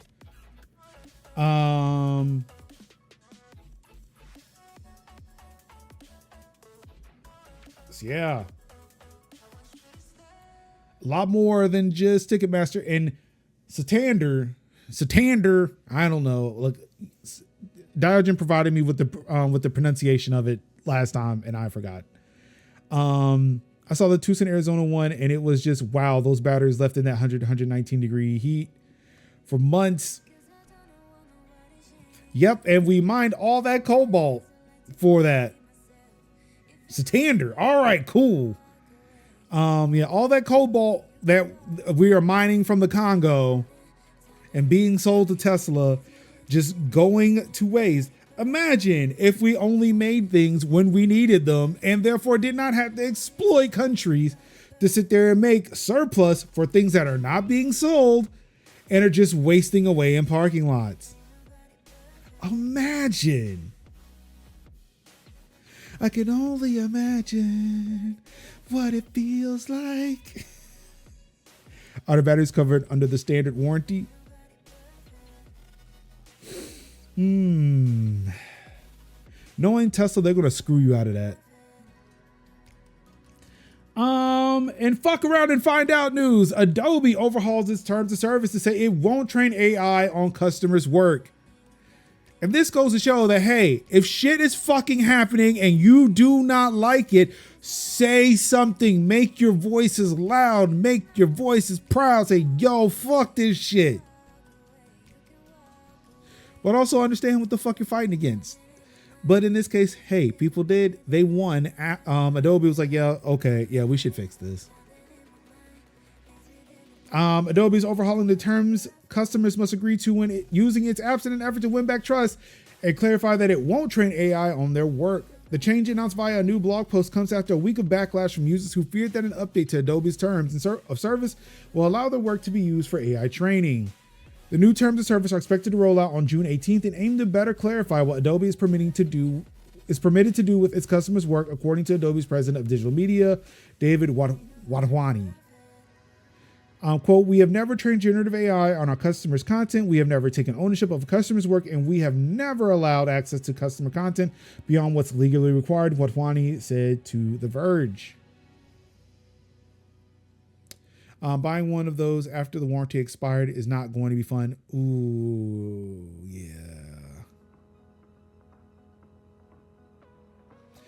But can you buy new products from other car manufacturers after a warranty is expired? Like, I imagine it would be the same thing as other car companies. Also, that's also a thing too. Like, what happens to those cars at that point? Like, what happens to what happens to the 2023? I'm saying secondhand. Got you. Yeah, it'd probably be like as is warranty, like whatever's left of the warranty or something like that. Yeah, because like I don't think there's like much of a vehicle warranty if you were to buy secondhand, like a used car. They become bricked in giant e-waste. Damn, that is true. And another session of fuck around and find out. Well, before that, at least the steel can be recycled from the trucks. Yeah. You know, I would drive a Cybertruck without the steel panels. Like maybe put some plastic on it, like to make it look like the translucent or transparent electronics. Yo, let's get on that. Like a transparent Cybertruck, baby. Like you just see the internals of the Cybertruck. Those batteries are expensive to replace, and if you buy used, you could be screwed. I can't imagine those sitting. I can't imagine those sitting batteries are going to be healthy for the full life. No, like that again. That's my point. Like imagine if we did not make cars like this, especially electric cars. It's like France has that field outside of Paris filled with defunct electronic cars because it was too expensive to replace it. What? A wild Anka is in chat. What's up? It's the I can shout that loud now in my house because nobody is here. What's going on, Anka? How you doing? How you living? How are you feeling? Congratulations on, yes, thank you, Merge beat me to it. Congratulations on those nominations. When does voting start? And while Anka is giving us that information, Microsoft pulls release preview builds of Windows 11 24H2 after the recall controversy. That's right, fuck around, fly out. You were taking the RHCSA? Hey, good luck, Anka. Good luck, Anka. Take the RHC. You can do it. You can do it. You be beginning to talk about it? Same here. Same here. We were too. Also, that nomination came in right when I was not feeling great. So like I was late to even put shit out. I seen a few YouTube channels replace the battery in Teslas and it cost them a few grand for the batteries. See, again, no, I did not get into the final 15. Did not. I'm talking about back when it was like the nominate to be nominated. Like when I got the initial email saying, hey, somebody nominated you, I was like, cool. Man, if only I wasn't feeling like shit to talk about it. Look, hey, it is an honor to be nominated. That's as far, like, look, I'm good. Somebody thought about this channel. Somebody thought about me. Somebody thought about our community enough to put our name on a list. And that I'm cool with. Like, if there is at least one person's life I touch, I'm good with that. So if there was enough people, I'm not sure how many people it took to put me on a list, but if that many people did that, put me on that list, that's where I'm at. If I touched like X amount of people to put me on the list, I'm good with that. If it went further, cool. If not, that's whatever. I touched some people's lives and that's what matters the most to me. That's how I feel too, for real. See? Yeah, I'm not upset. I am not upset. I'm glad that I was put where I was put. People thought about me. People saw my name. People like, hey, that's all I care about. That's all I care about. So yes, Microsoft fuck around and found out about recall. They are pulling the update mainly so they can probably reconfigure it to ask people, hey, would you like to enable recall? So yeah, can't wait till they make those changes. And also, like, now that it's opt in instead of opt out, I'm more wanting to upgrade, but not now. Let's see, we're doing great things for the community. Huzzah! Okay, I'll hush now. Must study. Yes, please study. Please study. You got this, Anka. You got this. Yay. You got this, Anka. You got this. Yay. And in what Ionized Girl learned was an Egodamus moment for the Tech Talk Thursdays, the Triple T community. Some company heads hoped return to office mandates would make people quit. Something we called out when we noticed a lot of companies were doing this. You know, the exact company, I remember the exact company I said this for. It was because he said it. It was SpaceX. It was SpaceX. Actually, no, he didn't say it. But it was more or less like, hey, come back to office or you can quit. And I had commented that this is what companies are going to do. Yeah, like quiet firings. This is what companies were going to do. They were going to force people to come back and sit there, give them that that choice. Either come back or you're fired. Or come back or you quit. Not that you're fired, but you quit. So one, they don't have to pay severance because you quit.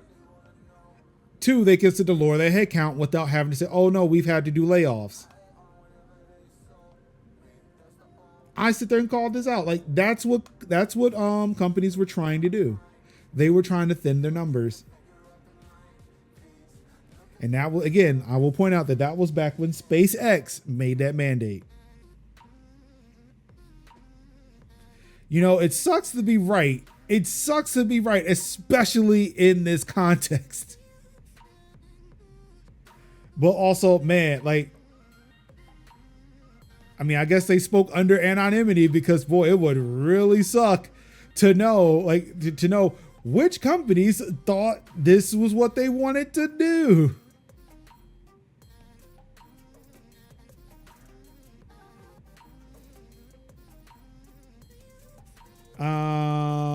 Now into gaming news, more Apple news coming out of WWDC. Some games were announced coming to the Mac thanks to the game porting toolkit. Control Ultimate Edition, Dead Island 2, Frostpunk 2, Power World, Prince of Persia: The Lost Crown, Resident Evil Biohazard, Resident Evil 2, Riven, RoboCop Rogue City, Sniper Elite 4, Valheim, World of Warcraft: The War Within, and Wuthering Waves. Surprisingly, Diablo 4 is not a part of this list, so Whoopi Goldberg is still going to be at home mad that she cannot play Diablo 4 on her Mac. It was 100% of them, especially the ones who attended the economic forum. Yeah, I would not be surprised if this forum, I mean, if that survey was not conducted at the World Economic Forum. That's a throwback. Wait, which one? The Whoopi Goldberg comment? Back from when Diablo 4 released and Whoopi Goldberg was not. Shit, that's a fucking year old. That is a year-old comeback because that was just around the time Diablo 4 released, which happened to be 5 days ago last year. That's right. Whew, that was a comeback. I don't know if it was WoW, but all I know is, like, because I did not know Whoopi Goldberg played video games like that. For an article to be written about Whoopi Goldberg upset that Diablo 4 was not on the Mac. But World of Warcraft is coming to the Mac. Who knows? Maybe Blizzard is working on getting Diablo 4 working. I mean, she can go back and play Diablo Immortal though, right? Hopefully that's what she's been playing. And she can play that on her iPad.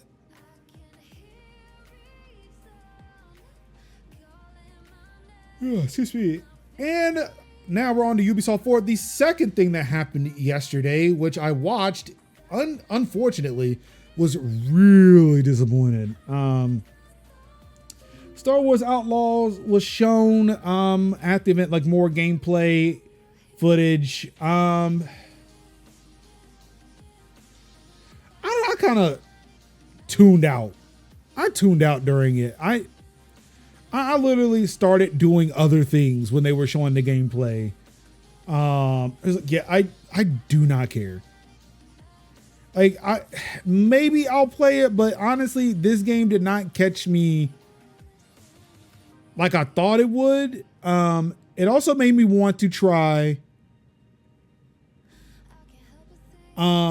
It made me want to try Jedi Survivor again, because I know I was having performance issues on my PC with it, and everything else has been going pretty well. Cyberpunk 2077, I can play 1440p at 60 FPS with ray tracing now.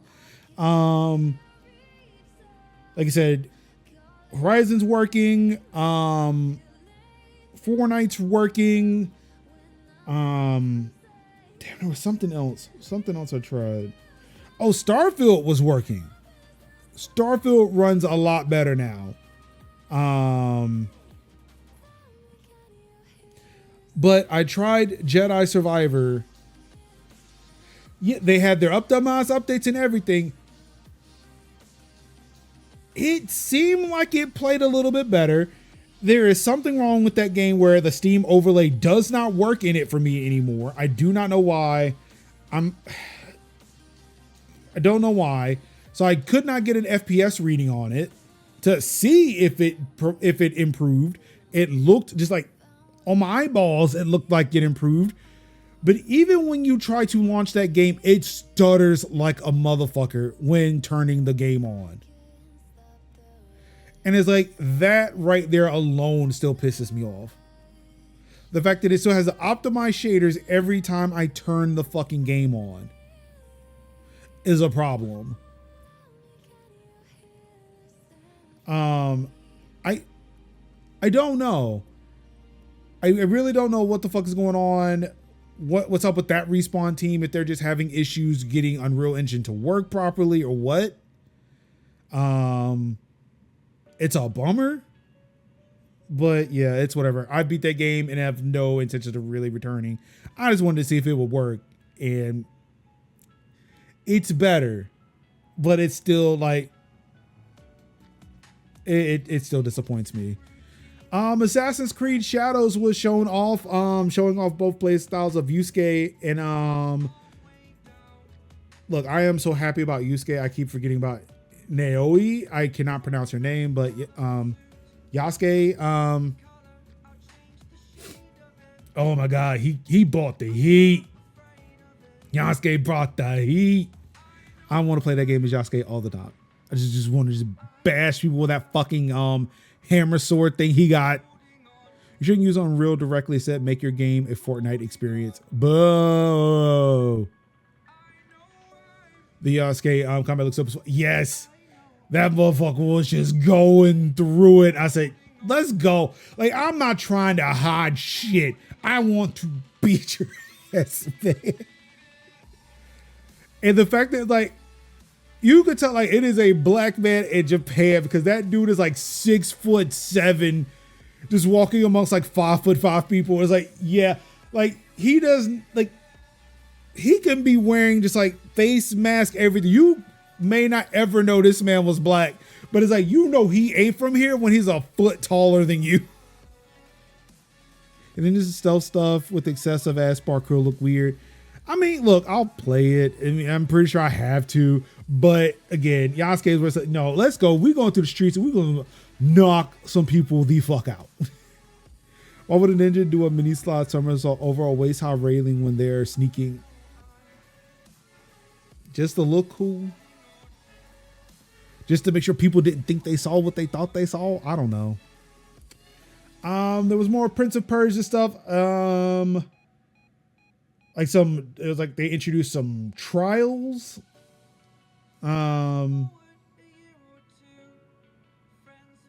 They talked more about their roguelike Prince of Persia the Rogue Prince of Persia, which I did not know was out now, but it is. They showed the briefest of trailers of Prince of Persia: The Sands of Time, which is coming out in 2026. X-Defiant is getting a new class that's coming from Rainbow Six Siege, the GSK. They also announced season 1 is launching on July 2nd. Anno 117 Pax Romana is coming out. I would say Kev would be excited about this, but no, Kev is giving up on Ubisoft. So probably not. And yeah, like there was some Just Dance stuff, some Rocksmith stuff. Rocksmith is coming to PS5. But yeah, there wasn't really much. There was some For Honor DLC coming out. I did not know For Honor was still a thing. The Crew Motorsport or whatever the fuck it's called had some DLC coming out, some new season stuff. Rainbow Six Siege season stuff is coming out. Like there's just a lot of some Division 2 stuff is coming out. I think they're making the in-game available for everybody now. But yeah, it's like a lot of updates to their live service shit. But yeah, not much else. Like, yeah, it seems like all these other updates except for X-Defiant, which just recently came out as a live service. Yeah, everything else is more or less like, hey, here are updates to our single player stuff. An update on Call of Duty Black Ops 6. As reported yesterday here on this channel and over the weekend, there were signs pointing to Black Ops 6 as being 300 gigabytes in size. Microsoft has since cleared that up and says, no, that's not the case. It is not 300 megabytes. It's not 300 gigabytes. The 300 gigabytes is for, and let's show more. The size as shown includes the full installations of Modern Warfare 2, 3, Warzone, and all relevant content packs, including all localized languages combined, which is not representative of a typical player installation experience. Players will be able to download Black Ops 6 at launch without downloading any other Call of Duty titles or all of the language packs. The actual estimation of the Black Ops 6 file size will be available closer to launch.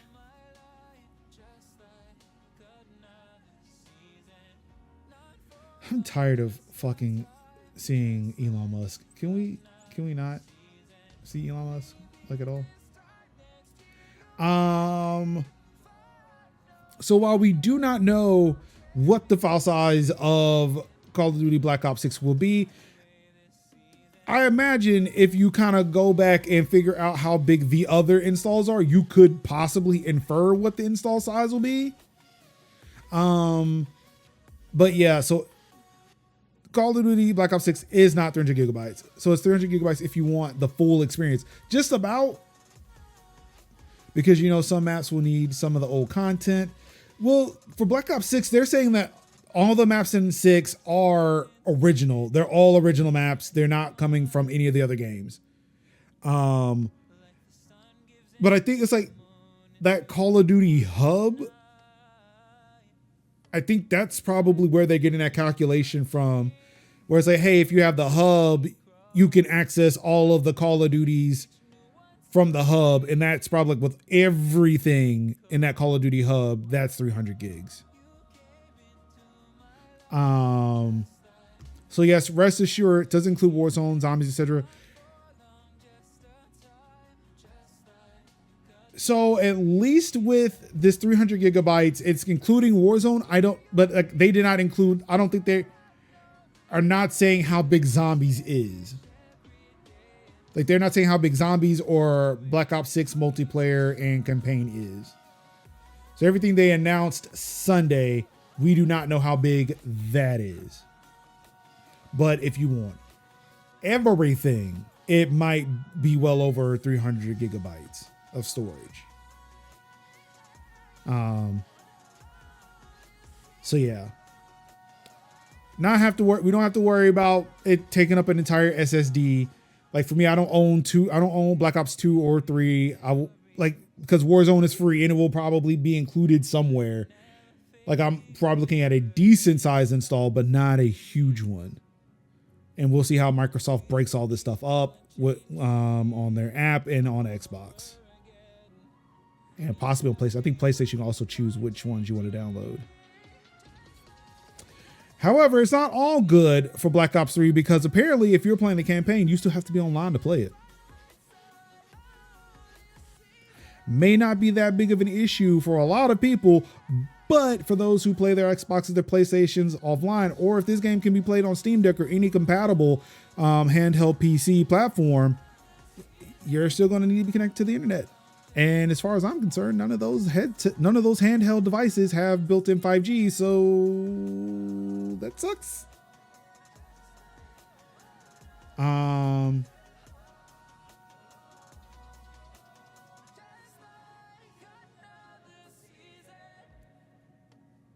So they're saying here, to deliver the highest quality visuals while also reducing the game's overall storage space on your hard drive, Call of Duty Black Ops 6 will use texture streaming across all game modes. This means you'll need a continuous internet connection to play any game mode, including campaign.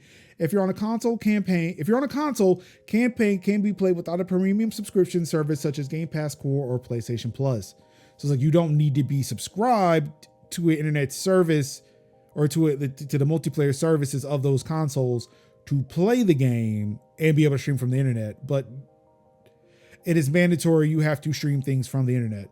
Now, what the thing I will say here is, as someone who does not care that much about my storage, I care enough to where 300 gigabytes may seem like a lot for a video game, but hey, if you want to give me all of the high quality texture packs, I would rather have that locally in whatever storage that takes and keep my game offline than I would to have to stream it from the internet I mean, even though I have gigabit Ethernet, I could probably stream it really fast. What happens if my internet cuts out? Like if I want to play this game, if I bought this on Steam, it plays well on the Steam Deck. It plays well on the ROG Ally or something like that. Why can't I play this campaign on the go? This seems really fucking dumb.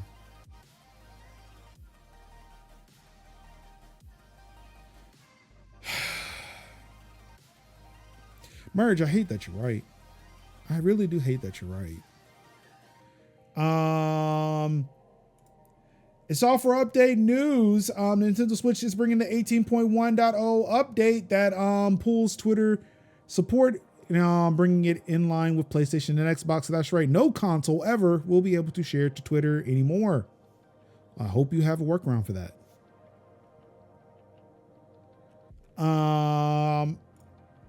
Last but not least, hey, I was mentioning the ROG Ally.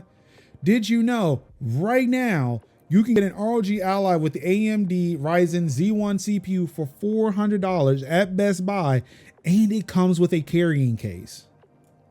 Now, of course, I got to do this weird shit because I love tracking you when you're clicking from one place to another. $399 Best Buy right now. Let's see here. Can I get this in store?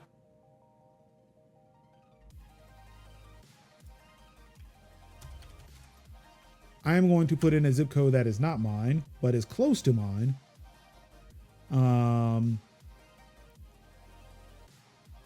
Let's see. I'm going to make this my store. And then back up.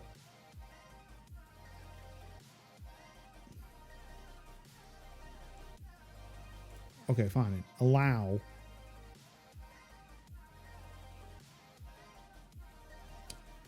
Okay, so if I order it now, it'll be ready for pickup in a store nearby on June 14th, or I can get it shipped tomorrow. Oh, I could pick it up today at a nearby store. Which one? Oh, wow. So I will say that the Best Buy near my house, there is one actually closer to me that's not listed, based off of the zip code. Not available now, but I could actually go to 2 Raleigh stores and pick it up right now.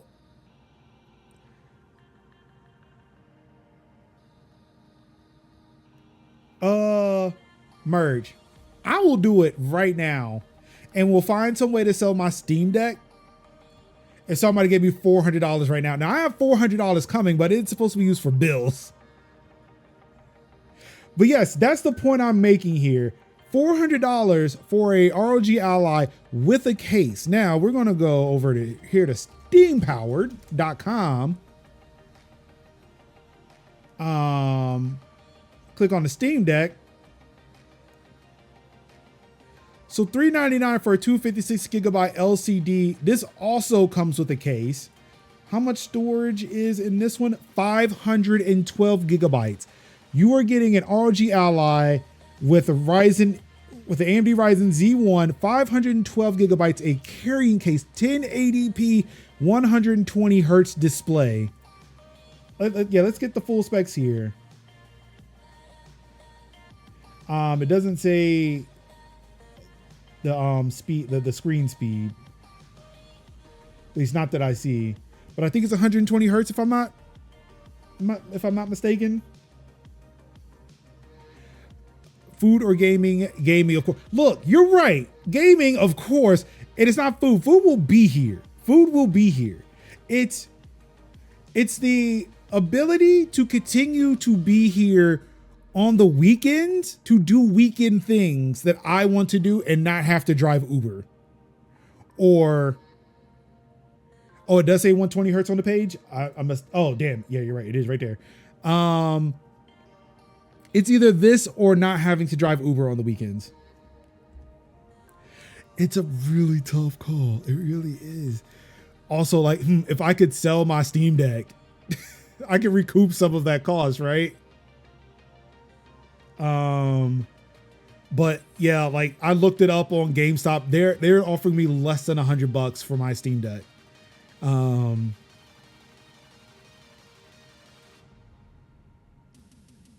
but I mean, damn. But I mean, damn. And it really sucks. Like when I was told I was going to get $400, I was like, and then I saw this, I was like, fuck me. Fuck me.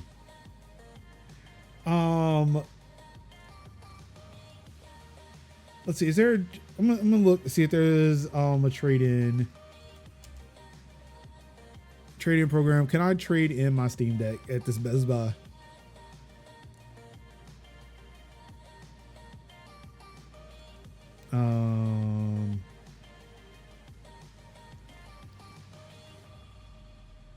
Gaming hardware. Okay, there we go. What if I sold my Xbox? I don't need my Xbox, right?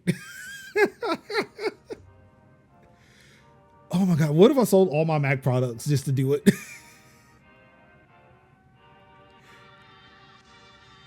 What are you blocking?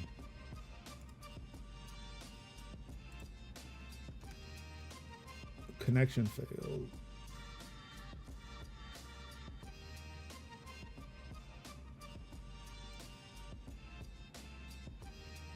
No trackers blocked. Turn that off. Let's do it again. There we go.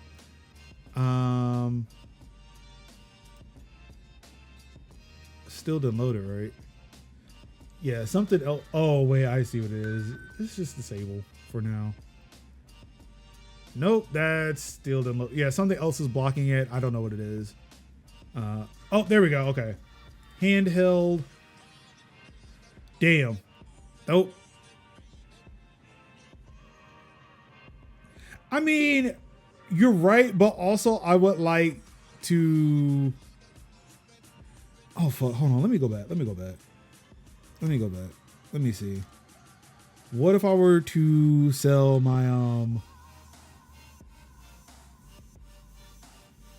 my Mac Mini?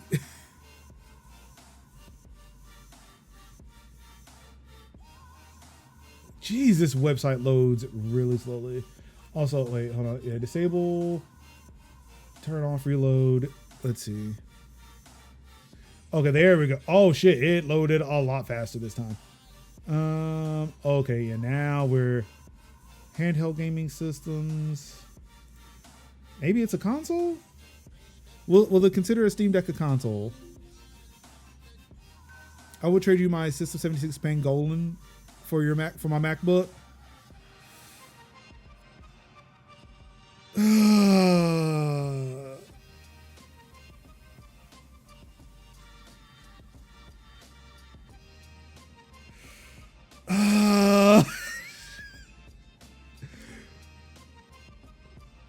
What does the pangolin look like? What are we talking about with the pangolin?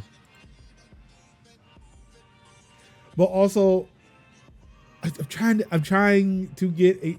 Okay, yeah, this is not even worth it. It's not working enough to where it's not worth it. But yeah, hey, I'll even throw it at HP Dev 1. Now I have more things.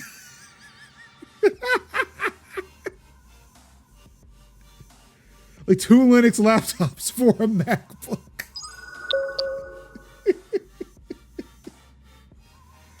Ah, damn.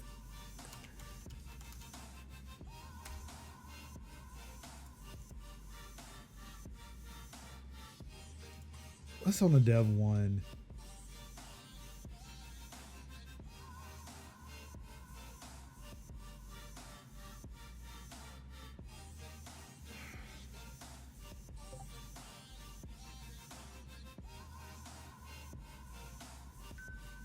And system, let's see.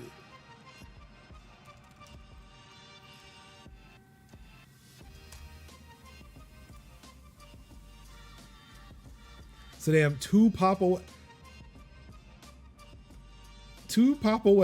laptops.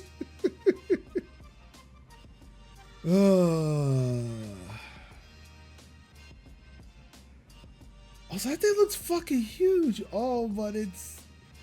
Oh, it can be upgraded.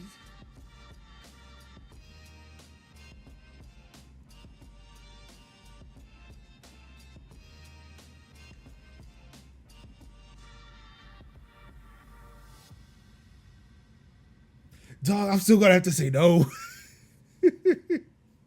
Because it would put me technically further away from the MacBook that I want to have.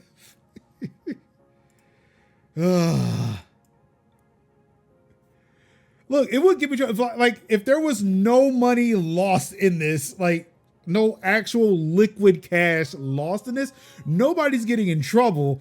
It's just at a certain point, I'm looking at, all right, now I have 2 Linux laptops. What the fuck am I doing with this? That's the problem. Is like I would be getting in trouble with future me at this point. Okay, so that's all the news that's fit to read. To discuss. I'm going to take a quick little break here, break up these videos, and try to get Tech Talk Today up and online while we do Steam Next Fest stuff. But in the meantime, I'm going to take a little break, refill my water, stretch my legs, use the restroom, and we'll be right back with some more games. Thank you for tuning in to Tech Talk Today. We will see you tomorrow for more news, or in a few minutes with some games. Peace out.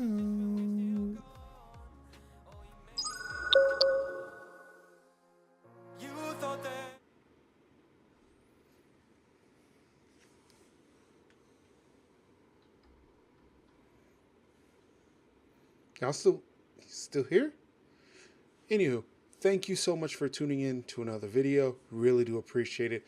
Of course, if you like the content that you just saw, feel free to like, comment, subscribe, do all the things that the YouTubers ask you to do. I guess that includes me now. Anyway, yes, like, comment, subscribe. Really do appreciate it. Support the channel over Patreon, PayPal, whatever. Check out the links in the video to anything else I might be pushing, hawking. I don't know. Did I sell out by now? I recorded this ages ago. Have I sold out? Let me know. But until then, I'll see y'all next time. Peace out.